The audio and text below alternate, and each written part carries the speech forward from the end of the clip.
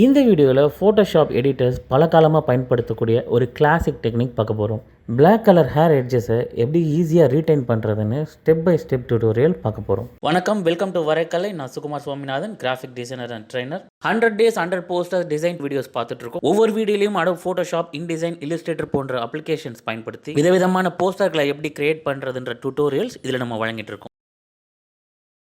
மன்னன் படத்தில் ராஜாதி ராஜா பாட்டில் வரக்கூடிய சில ஸ்க்ரீன்ஷாட்ஸ் பயன்படுத்தி இப்போ ஒரு போஸ்டரை சிம்பிளாக க்ரியேட் பண்ணுவோம். டான்ஸ் ஸ்டெப் 1, ஒரு க்ளோஸ்அப் ஷாட் அண்ட் டைட்டில். இந்த க்ளோஸ்அப் ஷாட்டை நான் காப்பி பண்ணி இங்கே பேஸ்ட் பண்ணுறேன். இதில் தான் நம்ம பிளாக் ஹேரை ரிட்டைன் பண்ண போகிறோம்.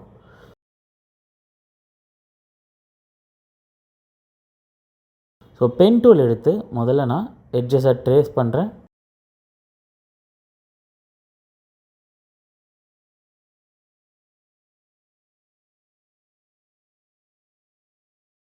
முடி தவிர மற்ற இடங்களில் கரெக்டாக அவுட்லைனுக்கு மேட்ச் பண்ணி ட்ரேஸ் பண்ணியாச்சு.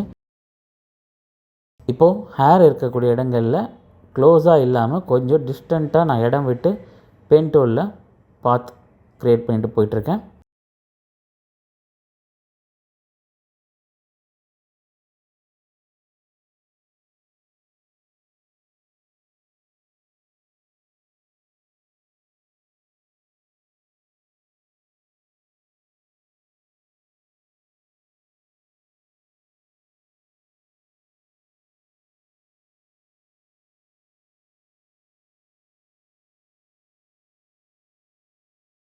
இப்போது ஆரம்பித்த இடத்துக்கு வந்து கிளிக் பண்ணிட்டோம். Right click, make selection.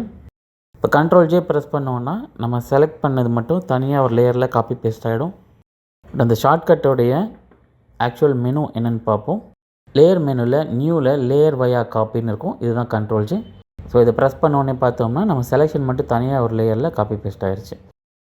So நம்ம ஐடென்டிஃபிகேஷனுக்கு இந்த லேயர்ஸை ரீநேம் பண்ணுற சோர்ஸ். அடுத்து நம்ம காப்பி பண்ணி பேஸ்ட் பண்ணது செலெக்ஷன். இப்போ இந்த செலெக்ஷன் லேயரை ரைட் கிளிக் பண்ணிவிட்டு டூப்ளிகேட் லேயர் கொடுக்குறேன். இது செலெக்ஷன் காப்பி. இப்போ நம்மளுடைய செலெக்ஷன் லேயரை டீசாச்சுரேட் கொடுத்து பிளாக் அண்ட் ஒயிட் ஆக்குறேன். இப்போ இமேஜ் அட்ஜஸ்ட்மெண்ட்ஸில் கர்வ்ஸ் இங்கே பார்த்தீங்கன்னா 3 ஹைட்ராபர் டூல் இருக்கும். இதில் 3வது sample in image to set white point. இந்த ஹைட்ராப்பர் எடுத்துகிட்டு நம்ம இமேஜில் எங்கே கிளிக் பண்ணுறோமோ அந்த கலரை, அந்த க்ரே கலரை ஃபுல்லாக ஒயிட் ஆக்கிரும் இமேஜில் எங்கே இருந்தாலும். ஸோ இப்போ எட்ஜஸில் நான் ஒரு இடத்துல கிளிக் பண்ண இங்கே பாருங்கள், அதே கலர் ஷேட் இருக்கக்கூடிய எல்லாத்தையுமே அங்கே ஒயிட் ஆக்கிருச்சு. ஸோ நமக்கு இந்த முடி தவிர மற்ற இடங்கள் எல்லாம் இங்கே ஒயிட் ஆகணும். அதான் நம்மளுடைய குறிக்கோள். இது தவிர இது ஓகே கொடுத்துட்டு இப்போ நம்ம பிளெண்ட் மோட் மாற்றும் போதும் கூட திரும்ப இதை எடிட் பண்ணிக்கலாம். ஸோ இந்த செலெக்ஷன் லேயரை நான் பிளெண்டிங் மோட் மல்டிப்ளைன் மாற்றுறேன். மல்டிப்ளைன் மாற்றின உடனே நமக்கு அந்த ஹேரை சுற்றி ஒரு தின் க்ரே கலர் தெரியுது. இப்போ அகைன் நம்ம கர்வ்ஸ் பேனலில் 3வது ஹைட்ராப்பரை எடுத்து இப்போ அந்த ஏரியாவை நம்ம கிளிக் பண்ணோன்னா இப்போ பாருங்கள் அது ஒயிட் ஆகிடும். நம்ம ஏற்கனவே பிளெண்ட் மோட் மல்டிப்ளை இருக்கிறதுனால அந்த ஒயிட் இங்கே இன்விசிபிள் ஆகிடுச்சு. ஸோ இப்போ நம்மளுடைய செலெக்ஷன் காப்பி லேயரை ஆன் பண்ணுறோம். இதுக்கு லேயர் மாஸ்க் ஆட் பண்ணுறோம். லேயர் மாஸ்க் ஆட் பண்ணிவிட்டு சாஃப்ட் ரவுண்ட் ப்ரஷ் எடுத்துக்கிட்டு இப்போது இங்கே ஃபோர்க்ரவுண்ட் கலரை பிளாக்காக மாற்றிட்டு நம்ம எரேஸ் பண்ணலாம். ஸோ இதோடைய கான்செப்ட் நம்ம செலெக்ஷன் காப்பி லேயரில் லேயர் மாஸ்கில் எரேஸ் பண்ண அங்கே சுற்றி ஹேர் எரேஸ் ஆகிட்டு இருக்கு. ஆனால் பின்னாடி இருக்கிற செலெக்ஷன் லேயரில் இருக்கக்கூடிய ஹேர் வந்து மல்டிப்ளை பிளெண்டிங் மோடில் இருக்கிறதுனால அது மட்டும் அழகாக நமக்கு தனியாக தெரிஞ்சிட்ருக்கு. செலெக்ஷன் காப்பி லேயர் ஆஃப் பண்ணி பார்ப்போம். இப்போ நமக்கு ஒரு ஐடியா வரும். ஓகே, இதை நான் கண்டினியூ பண்ணுறேன்.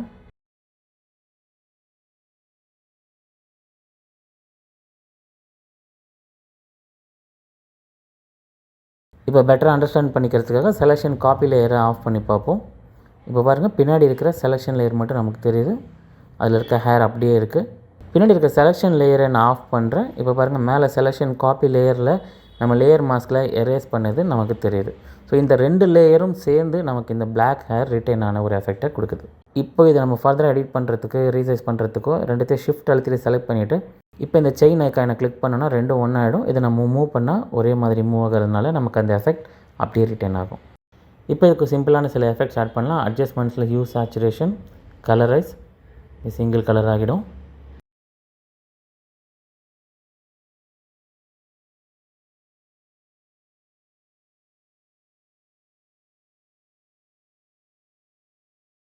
ஸோ இந்த சிங்கிள் கலரை ஃபுல்லாக ரிட்டைன் பண்ணாமல் பார்ஷியலாக ரிட்டைன் பண்ணுவோம்.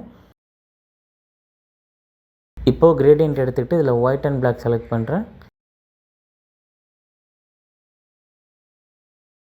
ஹியூ சேச்சுரேஷனுடைய மாஸ்கில் நம்ம இந்த கிரேடியண்ட்டை ட்ரா பண்ணும்போது ஒயிட் இருக்கிற இடங்கள்லாம் அந்த எஃபெக்ட் ரிட்டர்ன் ஆகிட்டோம், பிளாக் போகிற இடங்கள்லாம் அந்த எஃபெக்ட் அழிஞ்சும் போகுது. ஸோ அதனால் நமக்கு இந்த மாதிரி ஒரு மிக்சடான எஃபெக்ட் கிடைக்குது.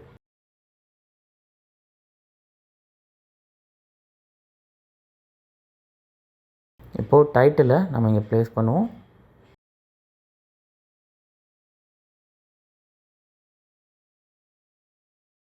கொஞ்சம் பெட்டராக பிளெண்ட் பண்ணுறதுக்கு லேயர் பேனலில் எஃபெக்ட்ஸ், இதில் பிளெண்டிங் ஆப்ஷன்ஸ், இங்கே பிளெண்ட் இஃபில் அண்டர்லைங் லேயரை நான் கொஞ்சம் அட்ஜஸ்ட் பண்ணுறேன். ஸோ நமக்கு அந்த டைட்டில் பின்னாடி இருக்கிற சீனரியோட கொஞ்சம் பிளெண்ட் ஆகிற எஃபெக்ட் கிடைக்கும். ஓகே, இந்த வீடியோ உங்களுக்கு ரொம்ப பயனுள்ளதாக இருந்திருக்கும்னு நம்புகிறேன். இதில் உங்களுக்கு ஏதாவது சந்தேகம் இருந்தால் கமெண்ட்டில் கேளுங்க, நிச்சயமாக நான் பதிலளிக்க முயற்சி பண்ணுறேன். இதுபோல் பல வீடியோக்களுக்கு நம்ம வரைகலைக்கு சப்ஸ்கிரைப் பண்ண மறந்துடாதீங்க. இது தவிர 1-to-1 training in Adobe Photoshop, Illustrator, InDesign and Premiere Pro நான் வழங்கிட்டுருக்கேன். உங்களுக்கு தனிப்பட்ட முறையில் பயிற்சி தேவைப்பட்டால் என்னை கான்டாக்ட் பண்ணுங்கள். என்னுடைய டீட்டெயில்ஸ் டிஸ்கிரிப்ஷனில் கொடுத்துருக்கேன். மீண்டும் வரைகலையில் சந்திப்போம். சுகுமார் சுவாமிநாதன்.